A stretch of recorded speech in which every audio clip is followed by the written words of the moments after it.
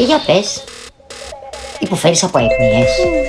Την ώρα που πάει να σε πάρει ο ύπνος, σου έρχεται μια τρελή ιδέα, ξυπνάς και σε κρατάει όρθιο όλη νύχτα, αφού δεν κοιμάσαι που δεν κοιμάσαι. Θέλεις να σου πω μια ωραία ιδέα, να κάνεις τα ποδαράκια σου και έτσι να σε παίρνει ο ύπνος και να κοιμάσαι σαν πουλάκι?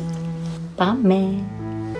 Στη ρεφλεξολογία η περιοχή αυτή αντιπροσωπεύει τη σπονδυλική μας στήλη. Με τους αντιγυρές μας, με ανωδικές κινήσεις, χαλαρώνουμε την περιοχή, ενώ ταυτόχρονα χαλαρώνει και το σώμα μας. Εδώ είναι το σημαντικότερο ισοσημείο, το οποίο επιφέρει στο σώμα μας βαθύτερη χαλάρωση.